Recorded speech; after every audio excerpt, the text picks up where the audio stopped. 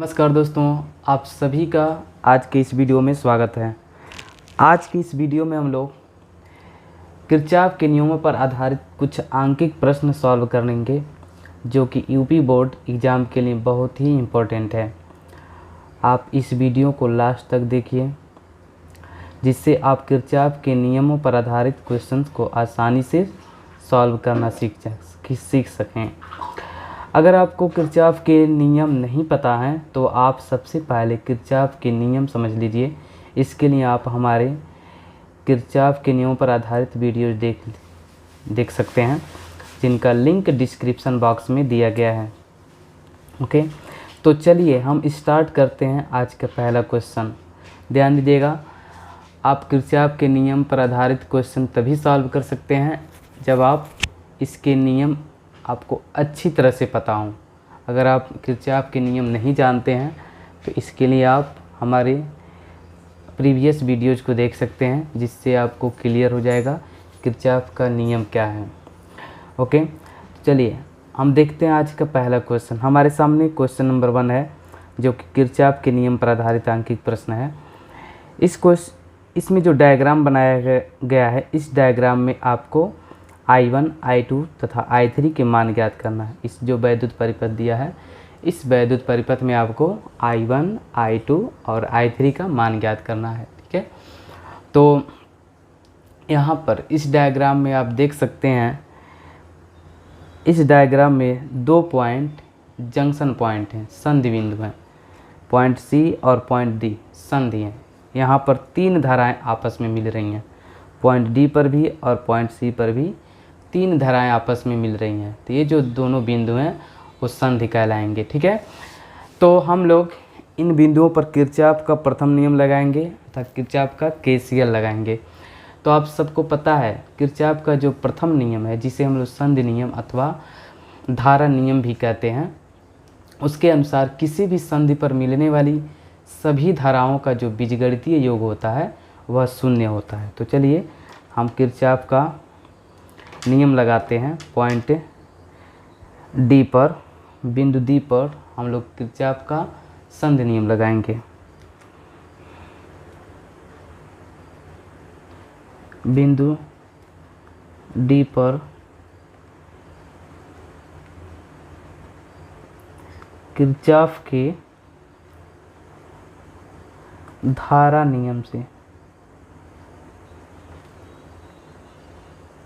Kirchhoff के धारा नियम से, तो देखिए किरचॉफ के धारा नियम से के अनुसार किसी भी संधि पर मिलने वाली सभी धाराओं का जो बीजगणितीय योग होता है ये होता है। तो देखिए पॉइंट D पर जो धारा आ रही है वो कितनी है, I1।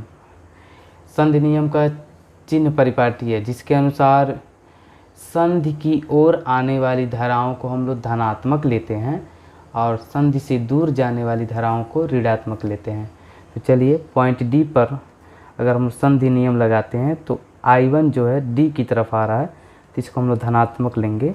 ठीक है, I2 संधि से दूर जा रहा है तो इसको हम लोग ऋणात्मक लेंगे और I3 भी संधि से दूर जा रहा है तो इसको भी ऋणात्मक लेंगे। और इस संधि पर सभी धाराओं का जो बीजगणितीय योग होगा वो क्या होगा, 0 होगा। ठीक है, यहाँ से हम लोग लिख सकते हैं I1 = I2 + I3। यहाँ से आपको मिलेगा प्रथम समीकरण। ठीक है, ये हो गया किरचॉफ का संधि नियम। अब हम लोग किरचॉफ का पास नियम लगाएंगे। ठीक है, तो बंद पास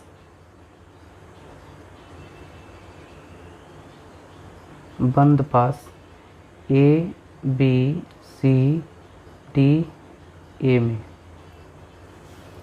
आप इस वीडियो को ध्यान से देखिए और सिस्टमेटिक, ठीक है, आप इसको सॉल्व करने की, समझने की कोशिश कीजिए। आपको ये बहुत आसानी से समझ आ जाएगा। तो बंद पास ABCDA में किरचॉफ के पास नियम से, किरचॉफ के वोल्टता नियम से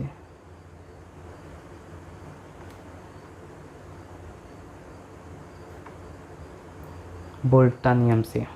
तो देखिए हम लोग पॉइंट ए से सबसे पहले, चूँकि यहाँ पर A B C D A लिखे हैं, तो हम लोग पॉइंट ए से ही स्टार्ट करेंगे। पॉइंट ए से हम लोग पॉइंट ए से बी की तरफ बढ़ेंगे। तो चलिए पॉइंट ए से बी की तरफ बढ़ते हैं। तो सबसे पहले आपको मिलता है सेल। चिन्ह परिपाटी के अनुसार यदि हम सेल के पॉजिटिव टर्मिनल से निगेटिव टर्मिनल की तरफ जाते हैं तो जो सेल के सिरों के बीच विभवांतर होगा वह ऋणात्मक होगा। तो इस सेल का जो विभवांतर होगा वह -24 वोल्ट हो जाएगा। ओके, अब देखिए आगे हम लोग चल रहे हैं तो एक प्रतिरोध मिल रहा है जिसका मान 2 ओम है और इसमें जो धारा प्रवाहित हो रही है बी से ए की तरफ हो रही है। हम जो पास का डायरेक्शन लिए हैं वह ए से बी की तरफ लिए हैं, लेकिन इसमें जो धारा बह रही है वो बी से ए की तरफ बह रही है। तो जब पास का डायरेक्शन और धारा का डायरेक्शन अपोजिट होता है तब प्रतिरोध के सिरों के बीच जो विभवांतर होता है वो धनात्मक होता है। तो इसमें इसका प्रतिरोध 2 ओम है और इसमें जो धारा प्रवाहित हो रही है वह I1 है। तो इसके सिरों के बीच जो विभवांतर होगा वह 2I1 होगा। चूँकि धारा और पास का दिशा विपरीत है इसलिए धनात्मक होगा। ठीक है, अब हम लोग B से C की तरफ बढ़ेंगे। B से C की तरफ, तो इनके बीच में कोई भी वैद्युत अवयव नहीं जुड़ा है। अब हम लोग C से D की तरफ चलेंगे। तो C से D की तरफ जब चल रहे हैं तो हमको एक 6 ओम का प्रतिरोध मिल रहा है जिसमें धारा D से C की तरफ प्रवाहित हो रही है। यहाँ पर पास की दिशा और धारा की दिशा दोनों विपरीत है, अतः 6 ओम सिरों के बीच जो विभवांतर होगा वो धनात्मक होगा और कितना होगा तो वह 6I2 के बराबर होगा। ओके, अब देखिए आगे और बढ़ेंगे तो हमको सेल मिल रहा है और इस सेल का जो विद्युत वाहक बल है 27 वोल्ट है। तो इस सेल के सिरों के बीच जो विभवांतर होगा 27 वोल्ट होगा और चूँकि हम लोग निगेटिव टर्मिनल से पॉजिटिव टर्मिनल की तरफ चल रहे हैं अतः इसका जो विभवांतर होगा वह धनात्मक होगा, यानी कि +27 हो जाएगा।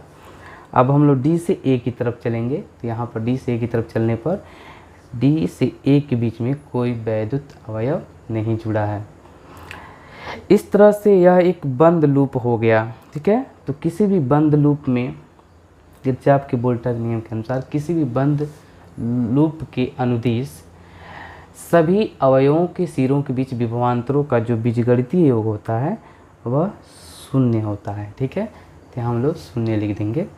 ओके, अब देखिए इसको हम लोग सिंप्लीफाई करेंगे तो यहाँ से 2I1 + 6I2 + 3 = 0 हो जाएगा।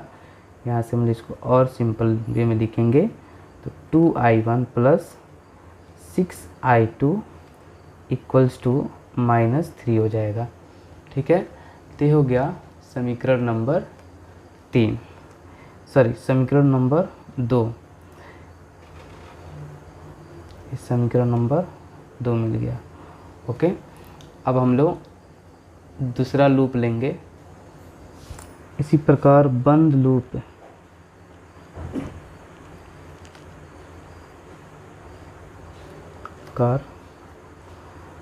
बंद पास C D E F C में जो बंद पास यहाँ पे आप देख सकते हैं, बंद पास C D F E C में C D E F C। ठीक है, यहाँ पे हम लोगों ने डायरेक्शन गलत लिया है। C D F E C, C D F E C, C D E F C। ठीक है, यहाँ पर हो जाएगा C D E F C। 1 minute देखते हैं। C D E F C, C D E F C, यहाँ पर देखिए C D E F C में। ओके, हम लोग पॉइंट C से स्टार्ट करेंगे चलना और C से जब हम लोग D की तरफ बढ़ेंगे, C से D की तरफ जब बढ़ेंगे तो हमें मिलेगा, पहले प्रतिरोध मिल रहा है जिसका मान 6 ओम है और इसमें धारा का मान I2 है। तो इसके सिरों के बीच जो विभवांतर होगा वह 6I2 होगा और वो भी धनात्मक होगा। तो यहाँ पे हो जाएगा केवीएल के अनुसार, किरचॉफ के वोल्ट का नियम के अनुसार, ठीक है, 6I2। ओके, अब हम लोग और आगे बढ़ेंगे तो हमको सेल मिल रहा है जिसके निगेटिव से पॉजिटिव टर्मिनल की तरफ चल रहे हैं, अतः इसके सिरों के बीच जो विभवांतर होगा वह +27 हो जाएगा। अब फिर हम लोग डी से ई की तरफ बढ़ रहे हैं तो कोई भी वैद्युत अवयव नहीं जुड़ा है। अब हम फिर ई से एफ की तरफ जाएंगे, तो ई से एफ की तरफ जाने पर हम देख रहे हैं बीच में एक प्रतिरोध है जिसका मान 4 ओम है और इसमें धारा का मान I3 है। तो ई से एफ की तरफ जाने पर उसी दिशा में धारा भी प्रवाहित हो रही है, तो इसके सिरों के बीच जो विभवांतर होगा वह -4I3 हो जाएगा, -4I3, ठीक है। अब हम लोग एफ से सी की तरफ बढ़ेंगे तो यहाँ पर देख रहे हैं एफ से सी की तरफ कोई भी वैद्युत अवयव नहीं जुड़ा है। तो इस प्रकार से यह पूरा परिपथ बंद हो गया, बंद लूप हो गया और इसके सिरों के बीच विभवांतरों का जो बीजगणितीय योग होगा वह शून्य हो जाएगा। इसको हम लोग सिंप्लीफाई करेंगे तो आपको मिलेगा 6I2 -4I3 = -27, ठीक है। यहाँ से ये आपको समीकरण नंबर 3 मिल जाएगा। अब आपके पास 3 अज्ञात हैं और 3 समीकरण भी हैं। अगर आप देख सकते हैं आपके पास 3 अज्ञात है और 3 समीकरण भी हैं, तो आप इन समीकरणों को सॉल्व करके I1, I2 और I3 का मान ज्ञात कर सकते हैं, ठीक है। ओके, देखिए समीकरण 1 से हम लोग क्या करते हैं, I1 का मान समीकरण 2 में रखते हैं।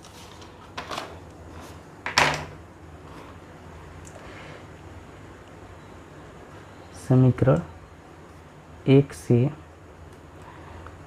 I1 का मान समीकरण 2 में रखने पर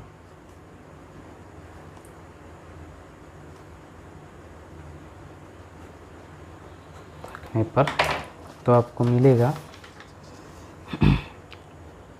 2I2 + I3 + 6I2 - 3 + 6I2 = -3। यहाँ से 2I2 और 6I2 8I2 + 2I3 = हो जाएगा -3। यह समीकरण नंबर 4 हो गया। इस समीकरण नंबर 4 हो गया। ओके, देखिए समीकरण 4 को 2 से मल्टीप्लाई करके हम लोग समीकरण 3 में जोड़ देते हैं। समीकरण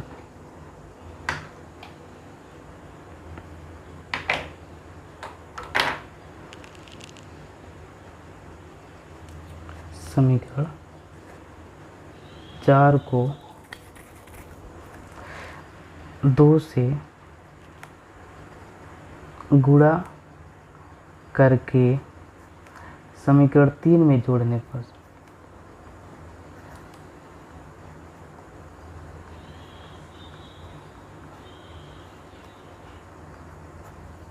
ओके, तो ये हो गया 6I2 - 4I3 = -27 और समीकरण 4 में 2 से गुणा करेंगे तो 16I2 + 4I3 = हो जाएगा -6, ठीक है। यहाँ से हम लोग ऐड करेंगे तो 16 + 6 22I2, यहाँ पे -4I3 और +4I3 कैंसिल हो जाएगा, 0 हो जाएगा, -27 - 6 -33। यहाँ से आप देख सकते हैं I2 का वैल्यू -3/2 आएगा। यहाँ से I2 = हो जाएगा -1.5 एम्पियर। इस तरह से हम लोग सॉल्व करके I2 का मान ज्ञात कर लिए हैं। यहाँ पर I2 का मान ऋणात्मक आया है, तो अगर परिपथ में किसी धारा का मान ऋणात्मक आ रहा है तो ये समझिए जो आप धारा की दिशा सेलेक्ट किए हैं परिपथ में वह दिशा उसके विपरीत होगी। तो यहाँ पर आप देख पा रहे हैं कि जो I2 की दिशा है वह D से C की तरफ है, लेकिन I2 का मान नेगेटिव आया है। इसका जो धारा की दिशा होगी वह C से D की तरफ होगी। वास्तविक जो धारा की दिशा होगी वह C से D की तरफ होगी।